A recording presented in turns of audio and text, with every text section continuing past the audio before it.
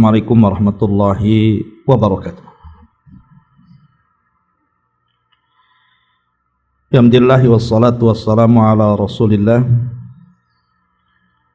wa ala alihi wa sahbihi wa mawalah wa la hawla wa la quwata illa billahi wa ba'du.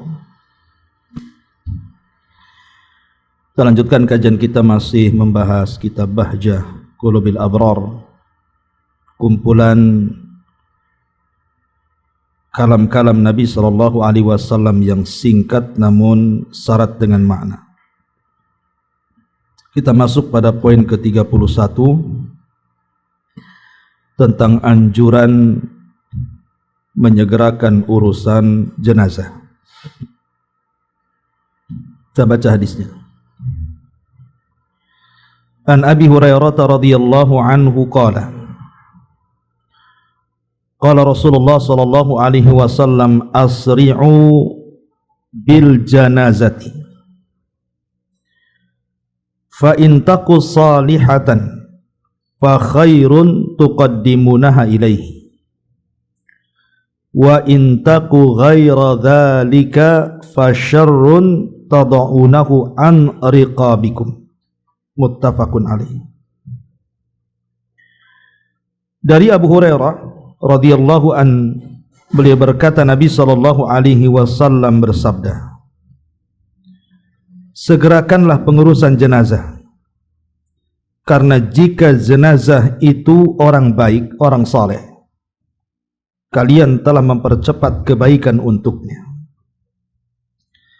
Namun jika tidak, artinya jenazah itu bukan orang saleh tapi orang jahat, berarti kalian telah menyingkirkan kejelekan dari pundak-pundak kalian. Hadis ini disepakati Al-Imam Al-Bukhari dan juga Al-Imam Muslim. Ma'asyiral muslimin muslimat yang dimuliakan Allah Subhanahu wa taala. Hadis ini adalah hadis yang sangat agung sekali, yang berkaitan dengan hak kita kepada saudara kita yang sudah meninggal. Baik yang sudah atau yang meninggal ini keluarga kita, tetangga kita, ataupun saudara-saudara kita seiman. Maka kewajiban kita seorang muslim adalah mengurus jenazahnya, memfardu kifayahkan jenazahnya. Karena ini bagian daripada hakul muslim alal muslim, hak seorang muslim terhadap muslim yang lainnya. Ma'asyiral muslimat yang dimuliakan Allah Subhanahu wa taala, bahkan Islam mengajarkan kepada kita bukan lagi seseorang itu sudah meninggal dunia. Bahkan saat-saat orang ini sedang meninggal dunia saja, ada adab-adab yang harus kita perhatikan. Dan di antara sekian adab yang sangat penting sekali, baik saat orang itu sedang sakit, kemudian sakaratul maut, kemudian mengalami kematian sampai dikuburkan, adalah mendoakan mereka. Jadi doa ini yang paling mereka hajatkan saat itu. Ma'asyiral muslimat yang dimuliakan Allah Azza wa Jalla, di antaranya adalah doa saat kita melihat ada di antara keluarga kita yang sedang sakit parah yang mengantarkan kepada kematiannya.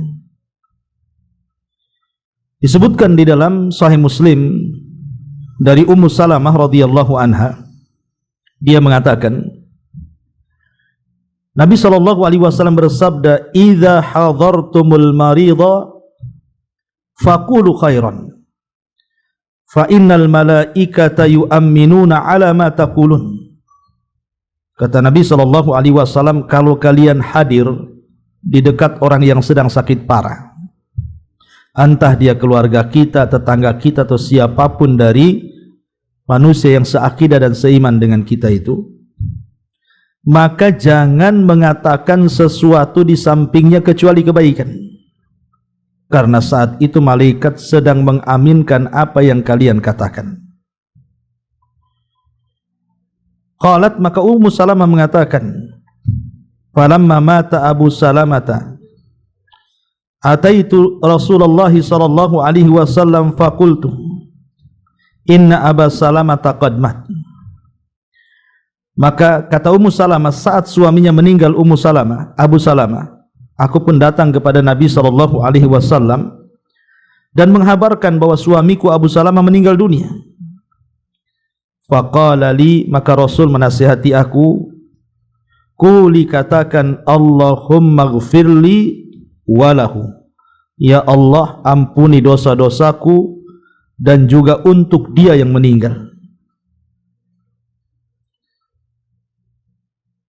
Lihat bagaimana Nabi SAW mengajarkan kepada Ummu Salamah agar kita mendoakan kebaikan. Jadi ini adab, Bu, kalau ibu diberikan musibah di antara keluarganya, ada yang sakit parah, mungkin sedang koma, tidak bisa apa-apa berbaring, maka di samping dia kita tidak boleh mengucapkan kecuali yang baik-baik. Kalau ibu melihat tanda-tanda akan kematiannya, doakan dia supaya dosanya diampuni, amalannya diterima, dan begitu seterusnya. Ini yang pertama.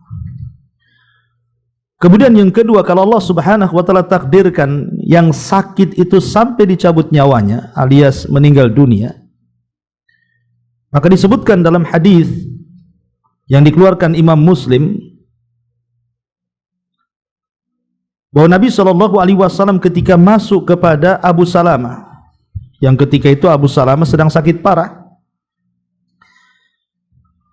maka ketika meregang nyawanya, kedua mata Abu Salamah terbelalak. Kemudian oleh Nabi SAW ditutup kedua matanya.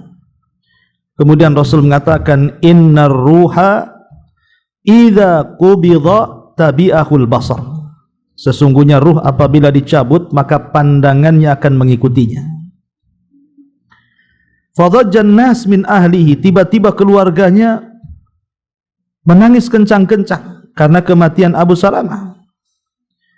Faqala, maka Nabi SAW menasihati kepada keluarga Abu Salamah, la tad'u ala anfusikum illa bi khairin. Jangan kalian mendoakan atas diri-diri kalian kecuali kebaikan. Fa innal malaikata yu'minuna ala ma taqulun. Sebab saat itu malaikat akan mengaminkan apapun yang kalian katakan. Maka ini tempat yang kedua. Kita disuruh untuk berdoa, Bu, saat ruhnya dicabut. Maka jangan mengatakan sesuatu kecuali kebaikan, karena ketika itu malaikat sedang mengaminkan doa-doa kita. Kemudian yang ketiga, saat sholat. Maka saat sholat jenazah juga kita disyariatkan untuk berdoa dengan doa yang warid dari Nabi SAW. Kita tahu bahwa salat jenazah itu terdiri atau terangkai dari 4 takbir. Takbir yang pertama disyariatkan membaca surah Al-Fatihah dan surat. Kemudian takbir yang kedua disyariatkan membaca salawat Ibrahimiyah. Kemudian takbir yang ketiga disinilah disyariatkan untuk berdoa dengan doa yang baik yang warid dari Nabi SAW, seperti Allahumma ghfir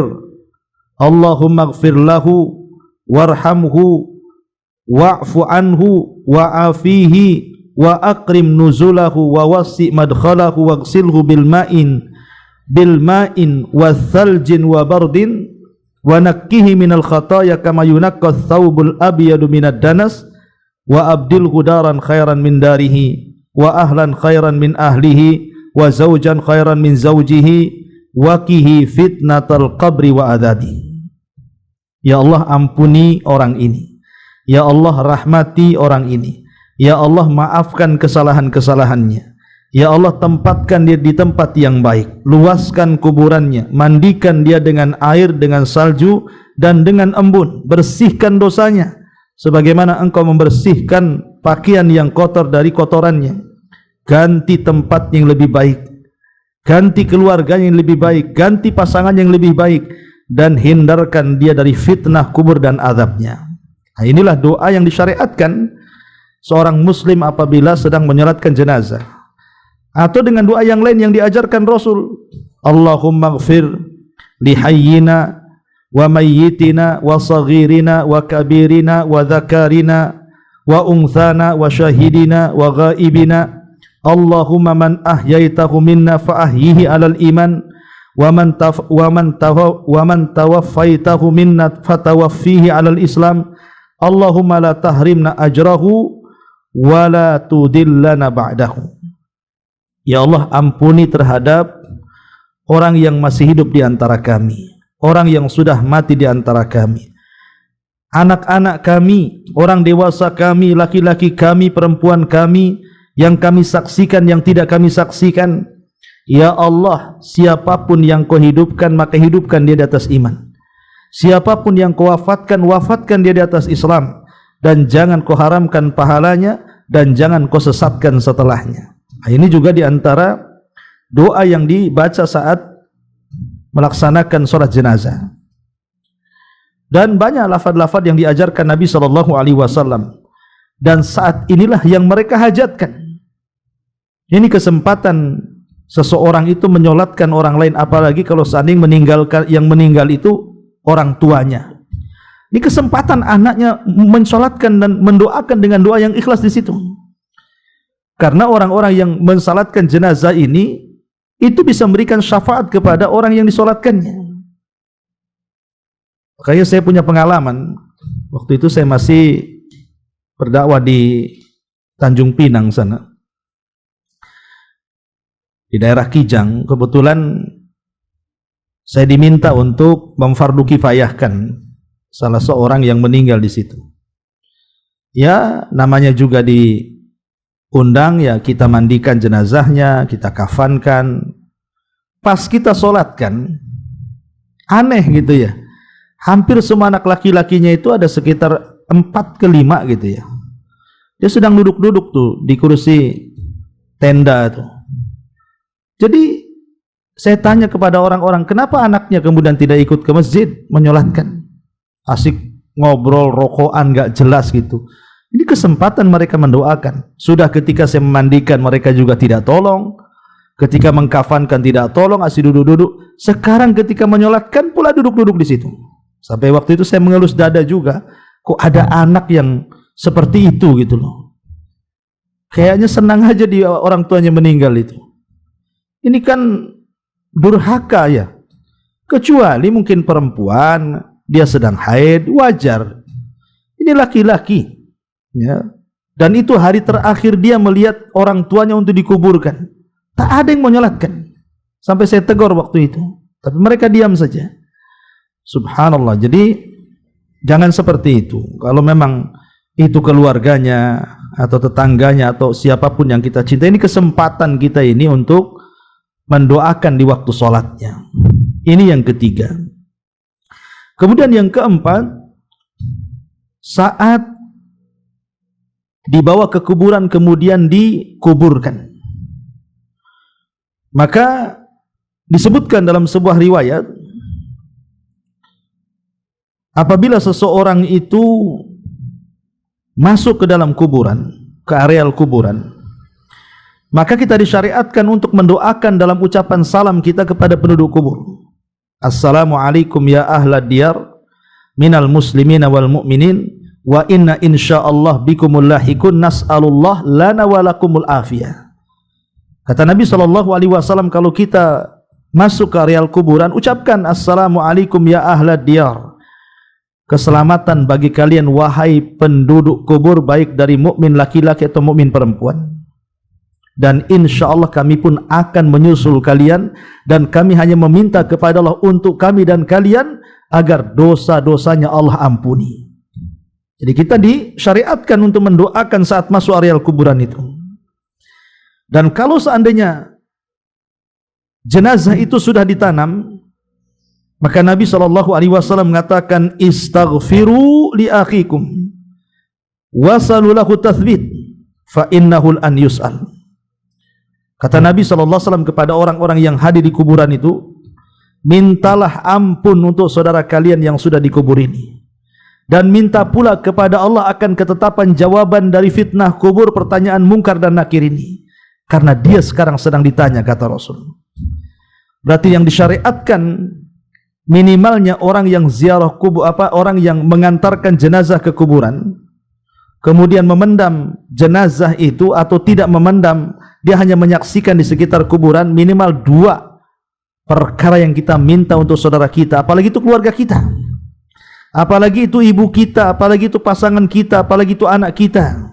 Minta 2 perkara minimalnya sebelum kita meninggalkan kuburan itu. Yang pertama, minta ampun akan dosa kita dan dosa orang yang dikubur itu.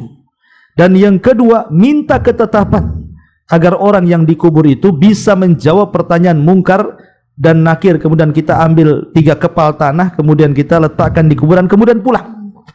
Itu minimalnya seperti itu, ya. Jangan sampai kemudian kita hanya mengantarkan jenazah tapi tidak mendoakan. Yang dihajatkan si mayat itu doa, ya. Ini yang keempat. Kemudian yang kelima, tentu saat kita berziarah, entah seminggu setelahnya kita ingin ziarah kubur, dan sunnah bagi laki-laki, tapi bagi wanita jarang-jarang boleh, tapi jangan sering. Maka saat berziarah juga kita mendoakan, Rabbana ighfir lana wa li ikhwanina alladhina sabaquna bil iman wa la taj'al fi qulubina ghillan lil ladzina amanu rabbana innaka raufur rahim. Ya Allah, ampunilah dosa-dosa kami dan dosa-dosa saudara-saudara kami yang telah mendahului kami dengan keimanan. Ya, kita mendoakan mereka. Inilah 5 tempat doa yang sangat dihajatkan si mayat. Jangan sia-siakan. Ya, saya ulang, ketika dia mengalami sakit parah, mendekati sakaratul maut, kemudian yang kedua setelah dicabut ruhnya, maka 2 tempat ini jangan mengatakan kecuali yang baik-baik. Kemudian yang ketiga saat salat, kemudian yang keempat saat dikuburkan, dan yang terakhir saat ziarah kubur. Inilah tempat-tempat doa mustajab bagi si mayat, jangan ditinggalkan. Ma'asyiral muslimat yang dimuliakan Allah Subhanahu wa taala. Kemudian yang kedua pembahasan kita dalam hadis yang kita baca ini mengajarkan kepada kita tentang adab, etika, bagaimana kita ini beradab dengan jenazah. Apa saja adab kita ini dengan jenazah ini? Apabila ada saudara kita yang meninggal dunia, pertama, adab yang harus kita lakukan, Bu, adamun niyahati. Jangan sampai kita ini selaku keluarga melakukan niyahah. Niyahah itu menangis keras-keras, guling-guling, memukul-mukul pipi, merobek-robek pakaian, mencukur rambut, berteriak-teriak, menolak takdir, itu disebut niyahah tuh. Maka Nabi SAW melarang, tidak boleh. Karena niyahah itu sangat menyakitkan bagi si mayat. Menyakitkan di sini maksudnya bukan disiksa badannya, tidak, tapi disiksa hatinya. Jadi si mayat yang di kuburan itu tersiksa hatinya, merasa sedih dengan melihat kondisi orang yang hidup yang meratap kepadanya. Bahkan Rasul mengatakan, laisa minna man latamal khudud wa syaqqal juyub wa da'a bid'wal jahiliyah. Bukan termasuk umatku, kata Rasul, orang yang memukul-mukul pipi, merobek-robek pakaian, bahkan berteriak-teriak ala jahiliyah. Ini yang pertama, ya, jangan niyahah. Yang kedua, ya, minta kepada orang-orang untuk menyolatkan. Jadi kalau ibu ada keluarganya meninggal dunia, ajak tetangga-tetangganya, ajak kawan-kawannya, ajak karib kerabatnya untuk ikut menyolatkan, khususnya yang laki-laki. Karena banyaknya orang yang menyolatkan itu bisa menjadi syafaat bagi si mayat. Kata Nabi SAW, ma min mayyitin tusalli alaihi ummatun minal muslimin yablughuna mi'atan kulluhum yashfa'una lahu illa syufi'u fihi. Tidaklah ada satu jenazah, satu mayat yang disolatkan dari umat kaum muslimin mencapai 100 orang yang menyolatkan, dan yang 100 itu memintakan syafaat kepada Allah akan si mayat ini, kecuali Allah akan berikan syafaat. Maka ajak juga orang-orang untuk ikut menyolatkan. Bahkan dalam riwayat tidak harus 100, cukup 40 orang saja dan memintakan syafaat kepada Allah, kecuali akan diberikan syafaat. Kemudian yang ketiga, hendaklah kemudian memfardu kifayakan. Pertama, kalau ada orang meninggal itu, maka mandikan si mayat ini. Mandikan. Dan yang memandikan adalah orang yang amanah. Karena kalau tidak amanah, maka dia akan menceritakan aib-aib si jenazah. Dan kalau memang ada yang diwasiatkan sebelum kematiannya, maka orang yang diwasiati itulah yang memandikannya. Kemudian setelah itu dikafani. Dikafani dengan 3 helai kain kafan bagi laki-laki, bagi perempuan 5 helai kain kafan, ataupun 3 helai kain kafan.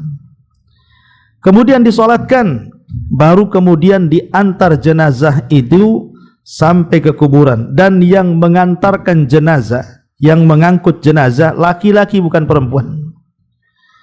Jadi yang mengusung jenazah adalah laki-laki, bukan perempuan. Ya. Lah dalam prosesi seperti ini, mulai dari pemandian, pengkafanan, mensolatkan, mengantarkan ke kuburan, lah harus bersegera sesuai hadis yang kita pelajari di sini. Ya, bersegera. Kata Nabi SAW di sini, asri'u bil janazah, segerakan proses fardu kifayah jenazah itu.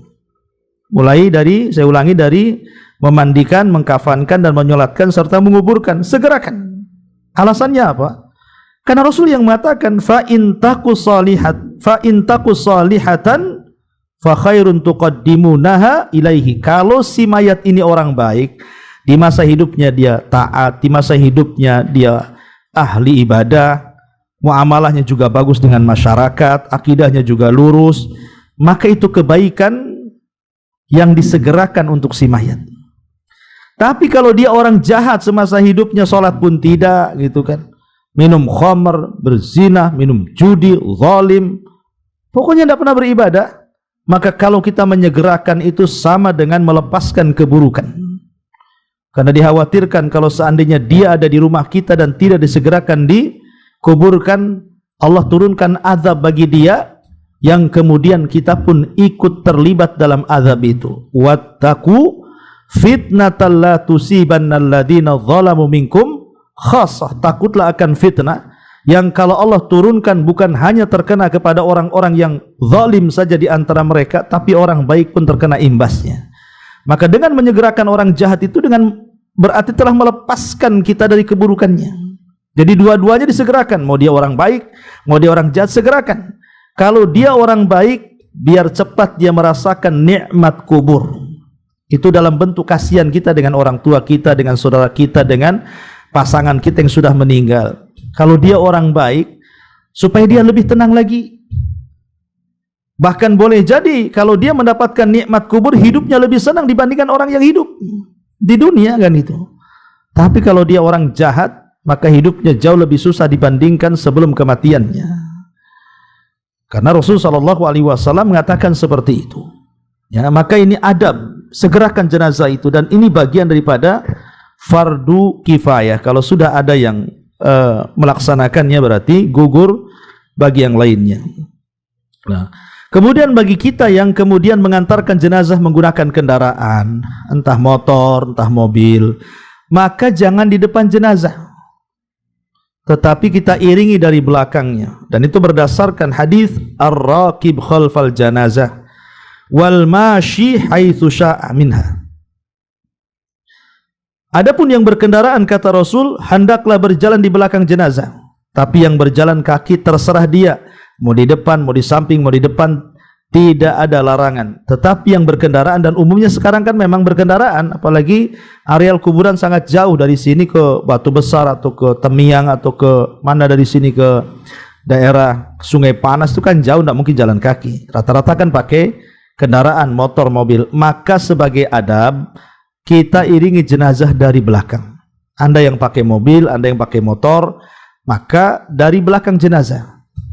Ya, kecuali yang berjalan kaki ya terserah, ya. Tapi kalau di Batam ini rasa-rasanya berjalan kaki nggak ada ya, kecuali yang dekat-dekat rumahnya dengan kuburan. Ya. Ma'asyiral muslimat yang dimuliakan Allah Subhanahu wa taala. Kemudian juga di antara adabnya, jangan mengikuti jenazah itu melakukan hal-hal yang menyimpang dari syariat. Tidak boleh ya menyimpang daripada syariat itu. Ya, umpamanya melakukan hal-hal yang tidak dicontohkan dalam pengiringan jenazah sampai di kuburan dengan melaksanakan ritual-ritual yang tidak ada contohnya, ya. Kemudian juga ketika mengantarkan jenazah itu disunahkan kepada yang hadir yang mengikuti jenazah itu untuk berdiri, jangan duduk sampai jenazahnya diletakkan. Jadi kalau kita ini mengantarkan jenazah ke kuburan, jangan dulu duduk, biar jenazahnya diletakkan dulu, setelah dikubur baru kita boleh duduk. Itu pun perhatikan, jangan sampai duduk di atas kuburan orang atau menginjak kuburan orang, ya. Kemudian setelah itu kita doakan istighfar dan doakan ketetapan dengan jawaban-jawaban yang ditanya oleh Munkar dan Nakir itu. Dan kalau memang dia orang baik, termasuk adab juga, kita boleh memujinya.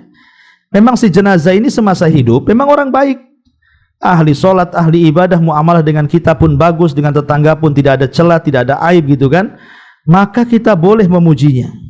Kita harus memuji, memang dia orang baik, ya, karena pujian kita kepada orang yang sudah meninggal itu salah satu rekomendasi kebaikan dia setelah kematiannya. Sebagaimana ada hadis, di zaman Nabi itu ada jenazah lewat, kemudian manusia memujinya karena kebaikan semasa hidupnya. Kemudian lewat lagi jenazah, manusia memakinya karena semasa hidupnya dia jahat. Maka Rasul mengatakan, adapun yang pertama wajabat lahul jannah, maka dipastikan masuk surga. Adapun yang kedua dipastikan masuk neraka. Kenapa? Karena yang pertama dipuji kebaikannya, yang kedua dicela karena kejahatannya, ya. Ma'asyiral muslimat yang dimuliakan Allah Azza wa Jalla, dan bagi pihak yang menguburkan yang masuk ke liang lahat, kalau bisa jangan tinggalkan bacaan bismillahi wa ala sunnati Rasulullah sallallahu alaihi wa ala alihi wasallam.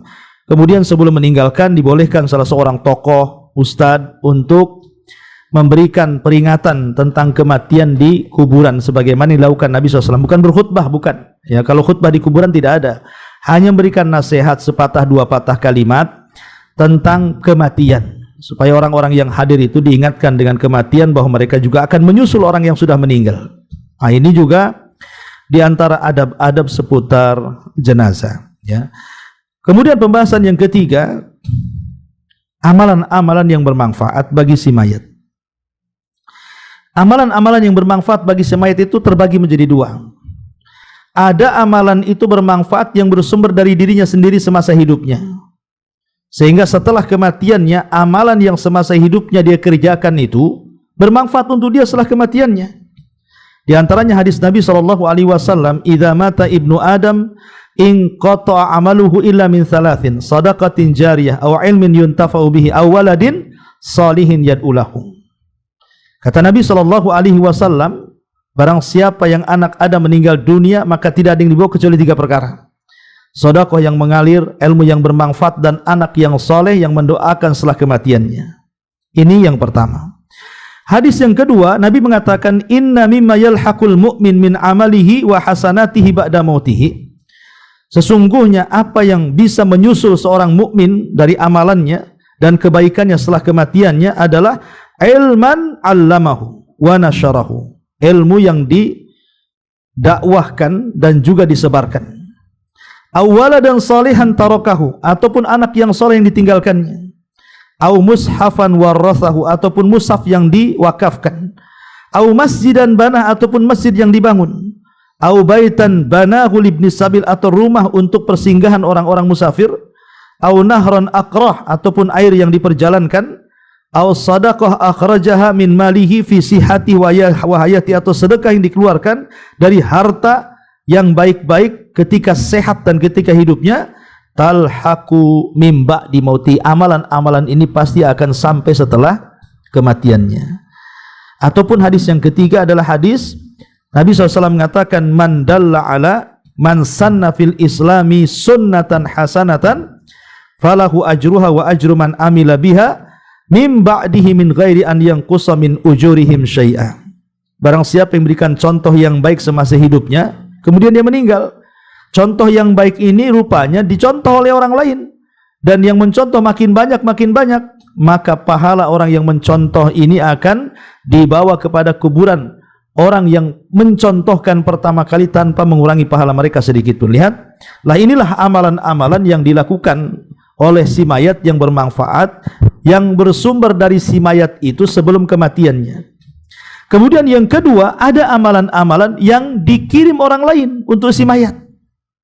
Kalau tadi kan amalan diri sendiri sebelum kematiannya, tetapi ada juga amalan yang dikirim orang lain untuk si mayat. Di antara yang pertama adalah doa dan istighfar.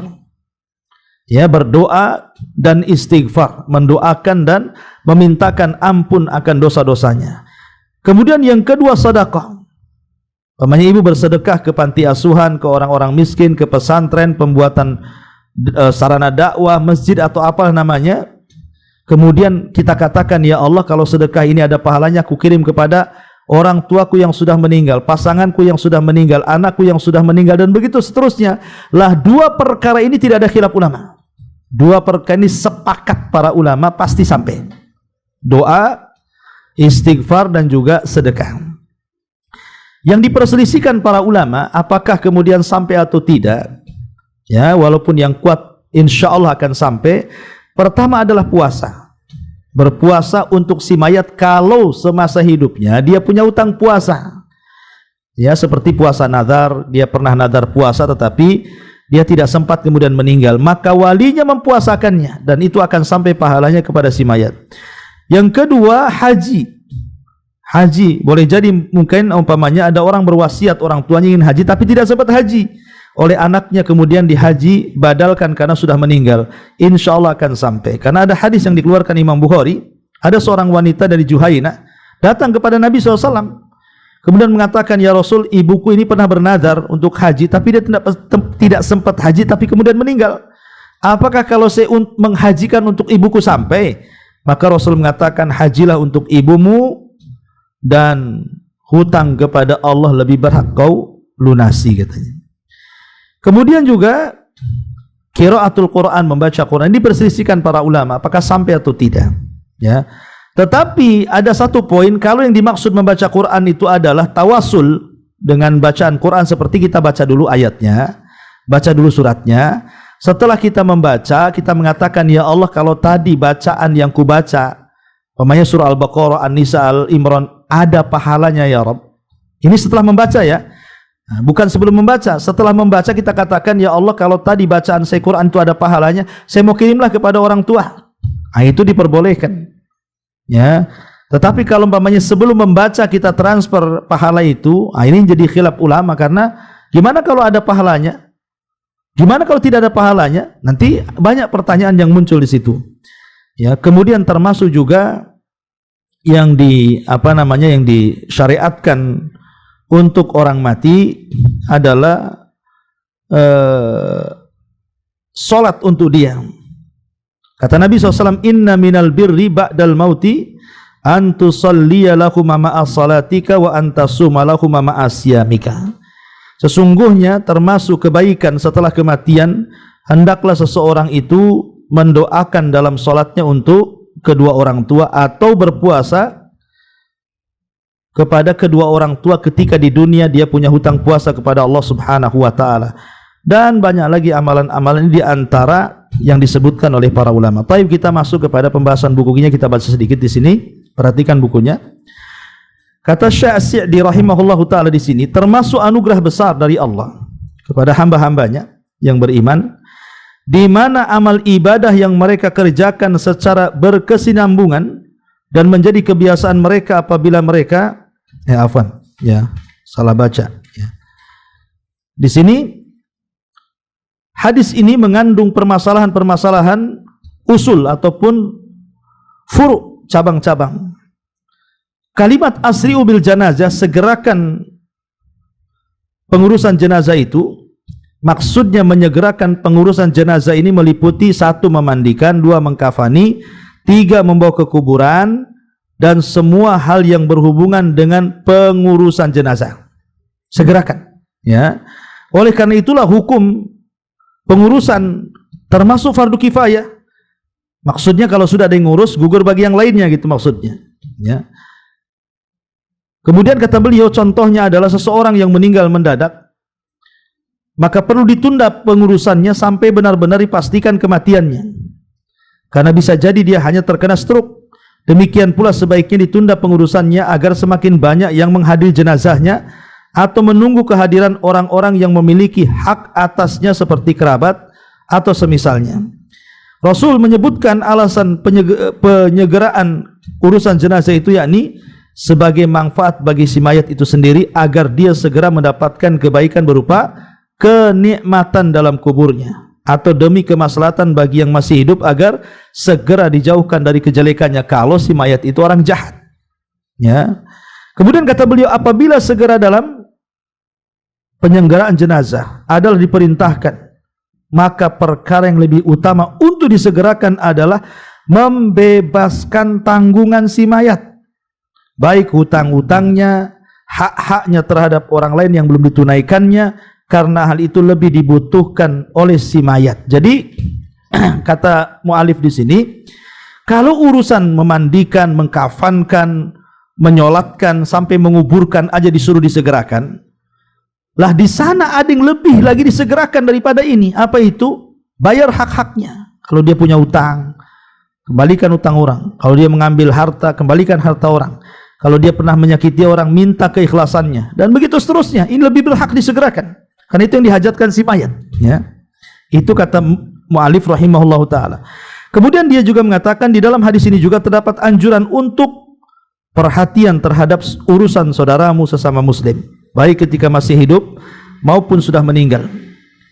Dan terdapat anjuran pula untuk menyegerakan sesegera sesuatu yang mengandung kebaikan dalam urusan agamanya maupun dunianya. Sebagaimana dalam hadis ini pula terdapat anjuran untuk menjauh dari segala penyebab kejelekan dan menjauh orang-orang yang jahat sampai pada satu keadaan yang seseorang ditimpa musibah disebabkan karena bergaul dengan mereka. Jadi kata mu'alif di sini, kenapa kita harus menyegerakan jenazah itu? Karena ini bentuk perhatian kita kepada saudara kita. Nabi mengatakan, la yu'minu ahadukum hatta yuhibba li akhi ma yuhibbu li nafsi. Tidak sempurna iman seseorang itu sampai dia mencintai saudaranya seperti mencintai dirinya sendiri, baik saudara kita ini masih hidup ataupun sudah meninggal. Ya, ketika dia masih hidup ya kita menolong, membantu, memberikan kebahagiaan kepada hatinya. Maka ketika dia sudah meninggal, maka kita pun yang memfardu kifayahkan. Nah, ini bentuk keimanan yang sempurna mencintai saudaranya sesama muslim, ya. Kemudian kata beliau, hadis ini juga mengandung penetapan akan adanya kenikmatan dan azab di dalam barzah. Jadi kalau seandainya, kenapa kita harus menyegerakan jenazah itu? Supaya dia cepat mendapatkan, cepat ditanya, cepat berhasil menjawab pertanyaan, dan dia mendapatkan nikmat yang jauh lebih nikmat dibandingkan dia hidup di dunia, yang disebut dengan nikmat kubur. Jangan ditangisi. Terkadang orang yang mati ini orang baik, orang soleh, kita malah sedih, ya. Justru dia senang dengan kematiannya. Karena apa? Pertama, dia telah berlalu keperitan, kesusahan dunia. Yang kedua, dia memulai dengan kenikmatan akhirat. Sementara kita yang menangisi belum tentu lebih baik dibandingkan dia, kan begitu. Maka yang disyariatkan bukan menangisi tetapi mendoakan, ya. Kemudian juga di sini banyak sekali hadis-hadis Nabi yang menunjukkan hal tersebut. Maksudnya ada nikmat dan azab kubur itu. Hal itu bermula ketika sang mayit diletakkan dalam kuburnya dan telah selesai proses pemakamannya. Oleh karena itulah disyariatkan ketika proses pemakaman baru selesai untuk bertahan sejenak, berdiri di sekitar makamnya, lalu berdoa untuknya, meminta ampunan atas dosa-dosanya dan meminta kemantapan supaya dia bisa menjawab pertanyaan mungkar dan nakir.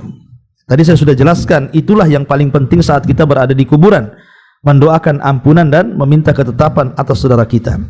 Dalam hadis ini juga terdapat peringatan atas sebab-sebab nikmat Dalam hadis ini juga terdapat peringatan atas sebab-sebab nikmat dan azab kubur, yaitu bahwa sebab-sebab kenikmatan itu adalah kesolehan berdasarkan sabda Rasul, fa in kana salihatan. Jadi di sini hadis ini menjelaskan kalau kita ingin mendapatkan nikmat kubur, ya jadi orang baik di dunia. Kalau kita ingin mendapatkan kebaikan di kuburan atau setelah kematian, ya jadi orang baik di dunia. Karena ada istilah para ulama itu, ad-dunya mazra'atul lil akhirah. Dunia ini tempat bercocok tanam untuk kehidupan setelah kematian. Kalau dia tanam kebaikan, dia tuai kebaikan. Kalau dia tanam keburukan, ya dia tuai keburukan.